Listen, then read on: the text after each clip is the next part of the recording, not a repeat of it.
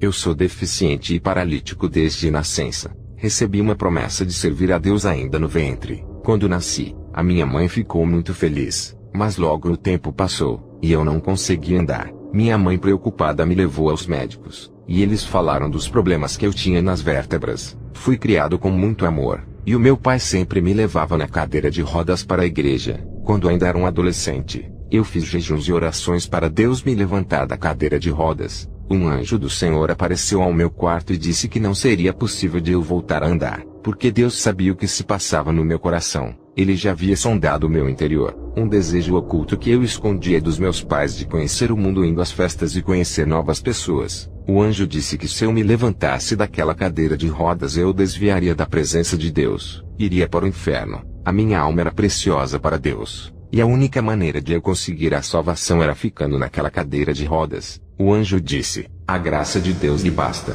Estava orando com muito fervor, e os meus sentidos foram aguçados. Quando percebi estava ao lado do anjo. Eu caminhava perfeitamente e até flutuava. Eu fiquei feliz por caminhar ao lado do anjo, e ele me levou acima das nuvens onde pude ver o universo e as pessoas andando pela terra. Um cometa voou pelo espaço, e ao entrar na atmosfera da Terra virou uma tocha de fogo e caiu sobre a floresta causando um grande incêndio destruindo a vegetação. Vi a Terra em grande caos e destruição total. Um anjo que estava nos ares do céu tocava uma trombeta, e um grande terremoto sacudiu a Terra inteira. Vários países ao mesmo tempo foram atingidos. Depois um grande relâmpago atingiu as árvores e as florestas pegaram fogo, e muitos animais morreram queimados. Outros animais corriam para as cidades. Animais ferozes que estavam na floresta invadiam as cidades por causa do fogo. Outro relâmpago atingiu os fios elétricos, fazendo as casas pegarem fogo e os aparelhos elétricos. Muitas casas pegaram fogo matando milhões de pessoas. Eu ouvi um grande estouro na terra de uma gigante pedra caindo na terra. A energia elétrica faltou, e grande desespero tomou conta das pessoas. As empresas e bancos que dependiam da energia elétrica pararam. Os noticiários falavam das catástrofes, e muitas redes de comunicação foram destruídas. Redes de televisões ficaram fora do ar. Vários países foram afetados com esses asteroides que caíram do céu. A pobreza aumentou. Empresas faliram e a crise financeira aumentou. Muitas pessoas tiveram que se endividar pois perderam tudo. As bolsas de valores foram desvalorizadas do mercado. Os preços do euro e do dólar caíram. O Senhor me levou para uma parte do mundo onde estava tendo uma guerra entre os soldados do exército. Eles guerreavam, aviões eram atingidos, navios afundavam através de mísseis, várias bombas eram jogadas dos aviões que caíam e atingiam a terra. Casas, comércios, empresas, escolas e carros eram destruídos através dos ataques aéreos. Eu não sei que guerra era aquela. Se era a Terceira Guerra Mundial ou a Quarta Guerra Mundial, o que eu vi foi uma guerra mais destrutiva do que as anteriores. Se juntar a Primeira e a Segunda Guerra Mundial que houve na Terra perto dessa que vi na visão é brincadeira de criança. Eu contemplei uma verdadeira carnificina. Milhões de corpos dilacerados, cabeça para um lado, pernas e membros separados. Também eu vi armas químicas sendo usadas como bombas. Essas armas soltavam um gás mortal que todos que respiravam esse gás contaminavam as suas correntes sanguíneas matando milhões de pessoas. Bombas biológicas feitas de micróbios que causavam doenças também eram jogadas na Terra. Eu enxerguei pequenos vermes dentro dessas bombas. E quando os aviões jogaram essas bombas biológicas na Terra, as bactérias entraram nas peles das pessoas causando feridas, chagas e outras doenças que levavam à morte. As bactérias comiam os órgãos internos e causavam câncer. Os aviões soltavam fumaças cheias de vírus que contaminavam a população. Esse vírus paralisava o corpo das pessoas deixando-as em estado vegetativo. E aqueles que não foram contaminados pelas fumaças não podiam se aproximar dos infectados para não pegarem o vírus mortal. Essas armas causavam grande destruição em massa. O Senhor me levou em outra parte da visão, onde presenciei grandes pedras de gelos caindo do céu e matando milhões de pessoas na terra. Casas, carros, comércios e plantações foram destruídos através dessas pedras gigantes de gelo. Os ventos também ficaram fortes causando furacões que derrubavam árvores, postes e destruíam casas arrastando pessoas, carros, animais e casas. A terra estava um caos, toda destruída. As forças do governo ficaram desfalecidas contra tudo isso sem saber o que fazer. Os homens reconheceram o poder de Deus, o Criador do céu e da terra. Tive outra visão apocalíptica. Vi o sol ficando mais quente, causando câncer de pele nas pessoas. Ninguém mais suportava o sol e procuravam ficar em suas casas dentro de banheiras com gelos. As pessoas que ficavam nuas nas praias tiveram as suas carnes queimadas com altos graus. Suas peles ardiam com grandes feridas mortais. Os gelos da Antártida, do Alasca, do Polo Sul e Norte derretiam, e as águas dos mares aumentaram por receberem grandes quantidades de água com o derretimento. Os animais do frio não aguentaram o calor e morreram. Tive a última visão de um grande trono branco que estava no universo. O céu azul e toda a sua atmosfera foi destruída, e também não havia mais chão para a gente pisar porque a Terra também foi destruída. O planeta Terra não existia, e milhões de almas saíram do inferno e voltaram para os seus corpos. Eles estavam de pé diante do trono do Todo-Poderoso. Aquele homem de branco era Jesus, que estava muito sério. Um anjo que estava ao seu lado abriu o livro das obras de todos os pecados dessas pessoas. Tudo estava registrado, e não havia como mentir no julgamento. E todos daquela fila foram condenados. Os seus pecados foram expostos em uma tela para eles verem com os seus próprios olhos as suas maldades. Pessoas desde o tempo de Adão até aquele tempo futuro, todos que estavam ali saíram de suas prisões no inferno para receberem as suas sentenças e o castigo eterno. O juízo foi justo com retidão. Todos reconheceram que eram dignos do lago de fogo, e se dobraram diante daquele que reina com justiça. Eles não eram mais espíritos, e estavam com os seus corpos carnais por terem sido ressuscitados. Os anjos lançaram todos os milhões de pessoas no lago de fogo ardente, e os gritos foram terríveis. Depois dessa última visão, o meu espírito retornou à terra. Fiquei perplexo, e passei dias sem dormir, até que o Espírito Santo me tranquilizou. Eu falo para a humanidade que vive no pecado. O futuro é esse para aqueles que não querem ser salvos desses grandes dias. Jesus é o remédio para você que ainda não encontrou a salvação. Ele quer curar a sua alma, as suas emoções e o seu corpo doente.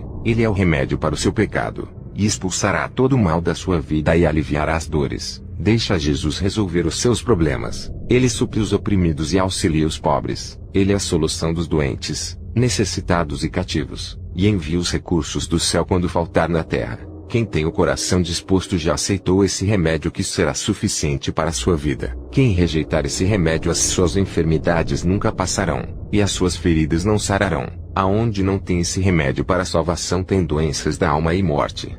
Os que zombam desse testemunho, para esses não há remédio. Rejeitam a obra da salvação que é oferecida de graça e não querem se entregar. O Senhor Deus me levou para o futuro. A tecnologia estava bem moderna. Comecei a ouvir barulho de bombas e via grandes explosões, aviões bombardeando lugares e causando grande destruição, milhões de corpos mutilados, pedaços de carne humana por todos os lados. Caixões parecendo grandes caixas estavam disponíveis para colocar milhões de pedaços de corpos dentro. Estava havendo uma guerra entre os países. A profecia do Cavaleiro Vermelho se cumpriu. Editoras evangélicas deixaram de produzir as Bíblias por ordem do governo do Anticristo. Um homem elegante surgiu no mundo e era o centro das atenções. A sua aparência exterior era de um homem formoso, mas a sua alma interior era de um monstro com dentes de leão e garras afiadas. O seu espírito era de fera, e o seu interior tinha profunda escuridão, e dentro do seu peito não havia coração, e sim um vácuo. Esse homem foi convocado para trazer ordem e progresso ao mundo.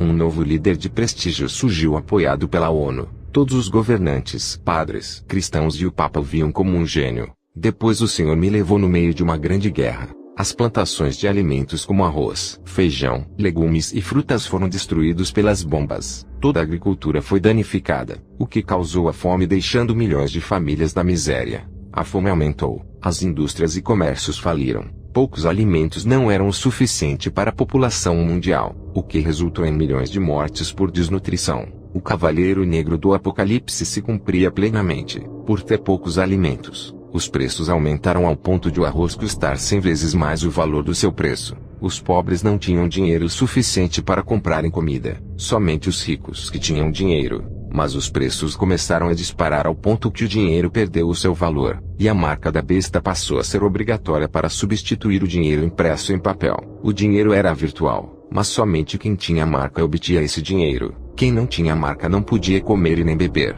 Mas os justos viviam pela fé, pois não só de pão viverá o homem, e sim da palavra que sai da boca de Deus. As redes de telecomunicações foram destruídas, e poucos eram os canais disponíveis. Rodovias, ferrovias e os meios de transportes foram destruídos por causa da guerra. As cidades do mundo inteiro tinham um sistema de câmeras para vigiarem o mundo. Até nas florestas tinham câmeras que vigiavam as pessoas para não fugirem da ditadura do anticristo. Doenças foram criadas nos laboratórios e espalhadas na terra através das vacinas. Milhões de pessoas morreram através de novas doenças que não tinham cura. O tormento do inferno estava na terra. Havia grande sofrimento. O cavaleiro amarelo do Apocalipse se cumpriu com todas as pestes trazidas para a terra. Todas as religiões que não adorassem ao anticristo eram aniquiladas. Todas as religiões mundiais se uniram para adorarem um único homem. Um profeta com vestes introduziu essa adoração para esse homem, oficializando como a única religião. A religião verdadeira era adorar aquele líder governante como um deus. Esse profeta usava uma veste e parecia um padre. O verdadeiro evangelho foi abandonado, e o mundo era atormentado pelas trevas. Leis diabólicas foram aprovadas pelo Congresso do Governo Mundial. Essas leis aprovaram a pena de morte para os cristãos e judeus. Quem não apoiasse as leis desse novo governante tinha os seus bens confiscados e a família destruída. Quem não obedecesse às leis eram mortos. As constituições federais e as leis judiciárias eram a favor dele.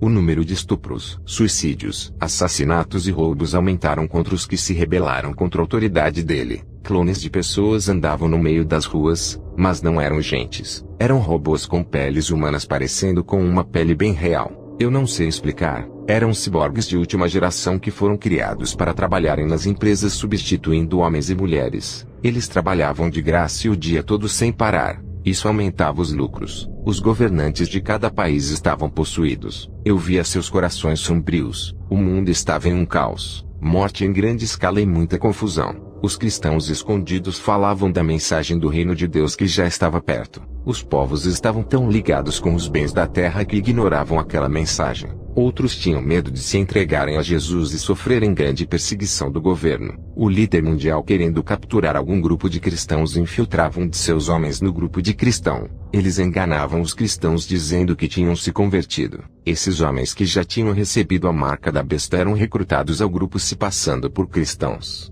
Grupos de cristãos enganados eram entregues às tropas de execução do anticristo. Soldados, tropas de choque, polícia federal e os adoradores da besta receberam promessas de recompensas para capturarem os cristãos. O mundo inteiro estavam atrás dos cristãos. O deserto era o lugar onde não tinha câmera, e as cavernas eram um esconderijo. Os sinais tecnológicos tinham dificuldades de funcionar, pois o sinal era ruim no deserto. Os objetos voavam por todos os lugares à procura dos crentes. Na época eu não sabia o que era, mas agora eu sei que se tratavam de drones. Os drones tinham armas de destruição que executavam as vítimas. As fotos de todos que não receberam a marca da besta passavam na televisão. O jornal tratava como criminosos e transgressores da lei, oferecendo recompensas às pessoas que conseguissem encontrar o grupo de cristãos. Os cartazes dos cristãos estavam pregados por todos os lugares das ruas, e escritos "Procura-se". Os seus rostos estavam nos jornais das bancas e eram chamados de rebeldes.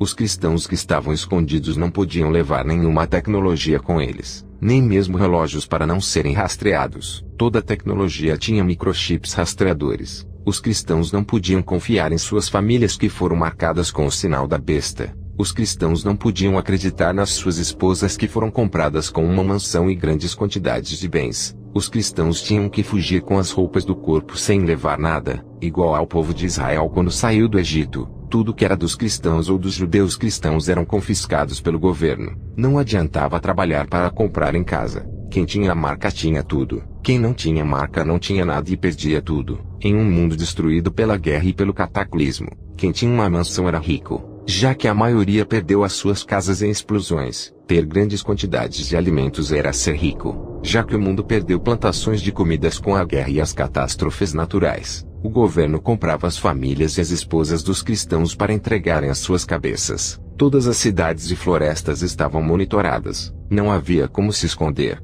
O deserto onde estavam os judeus eleitos era o lugar dos cristãos também. Ali Deus provia alimentos. Até água brotava da rocha no deserto. Codornas e os seus ovos eram os alimentos do povo de Deus. Os cristãos deixaram as suas casas com todos os seus pertences. Os que eram capturados passavam por torturas até negarem a Jesus. Os que não negavam eram fuzilados, outros degolados, e alguns morriam em cadeiras elétricas. O império religioso alcançou o seu poder máximo perseguindo os cristãos. Mas o líder mundial não queria dividir o seu poder com a falsa igreja e destruiu o sistema da falsa religião. Ele foi enfraquecido e não tinha mais poder. Agora todo o poder e toda a adoração estava concentrada nas mãos do anticristo. A falsa igreja e nem a religião não existiam mais. A crise financeira começou a afetar o governo do grande líder. O próprio Deus estava destruindo a propriedade do governo com as pragas. As autoridades do governo passaram a questionar o grande líder, e a oposição começou a existir. Aquele governo perfeito estava se ruindo aos poucos, mesmo com todas as suas habilidades governamentais. Depois o Senhor me mostrou a terra em paz, e disse que era aos 1000 anos. Um anjo desceu do céu, abriu o abismo e soltou Satanás. Ele subiu para a terra cheio de ódio e vingança por ficar muito tempo preso. Satanás começou a rodear a terra e enganar os corações dos povos. Ele, querendo tomar o reino de Jesus, convence as nações para destruírem a Israel e assumirem a terra da promessa. Israel foi cercado por uma multidão de pessoas e soldados. Eram milhões que queriam destruir Israel. Os judeus clamaram por socorro, e fogo desceu do céu e destruiu aqueles milhares de povos. Não foram capazes de rivalizar com o poder de Jesus. O meu espírito saiu do futuro e voltou. O Senhor Deus me fez viajar ao futuro para revelar os acontecimentos. Eu voltei chorando desse arrebatamento, pois foi terrível para eu presenciar esse acontecimento. Isso em breve irá acontecer. Eu disse para o Senhor: eu sou um paralítico. Não posso ficar para a grande tribulação. Como irei fugir? Leve a minha alma antes disso acontecer. O Senhor apareceu a mim e disse: eu prometo que estarás dormindo quando isso acontecer, e estará na minha glória comigo. Eu falo a todos vocês que ainda não entregaram a vida a Jesus. Múltiplos são os caminhos a serem seguidos, mas só existe um caminho verdadeiro. Ele se chama Jesus. Esse caminho é estreito e cheio de obstáculos a serem enfrentados. Muitos olham para esse caminho, e antes de trilharem olham para as dificuldades. Várias pessoas desistem antes de caminharem, e algumas pessoas até chegam a andar por esse caminho, mas quando encontram dificuldades voltam para trás. Eles não entendem que Jesus prometeu estar com eles até a consumação dos séculos, e têm medo de continuarem no caminho. Jesus disse: enviarei o meu Espírito para ajudar a todos a caminharem pelo meu caminho.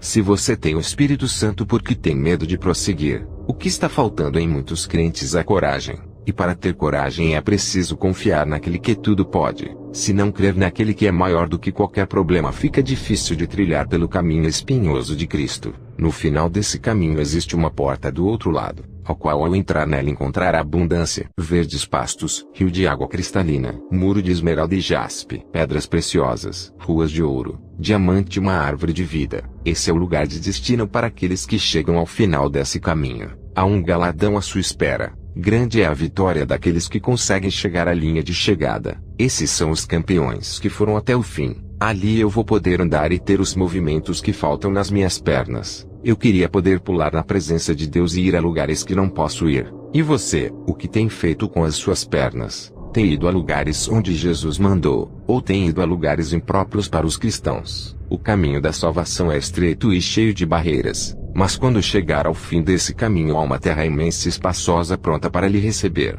Está disposto a pagar o preço do sofrimento, passar angústias e provas doloridas para herdar tudo isso. Você pode ter tudo na terra, mas não paga a herança que Jesus tem para ti se voltar para trás. Jesus pagou um preço alto para que você tenha a garantia de entrar nesse lugar e ser herdeiro com ele. Jesus não pagou esse preço para ganhar alguma herança para ele, pois é tudo de todos. Ele pagou esse preço para que você possa ter uma herança. Ele fez por amor. Agora cabe a você fazer a sua parte para ser herdeiro. Não temos escolhas. Ou entramos nesse caminho estreito e recebemos toda a herança, ou trilharemos no caminho que leva para o reino das trevas. No mundo não há liberdade. No reino das trevas somos prisioneiros, mas no reino do céu somos livres do mal e da tentação. Permaneçam fiéis para a glória de Jesus. Amém.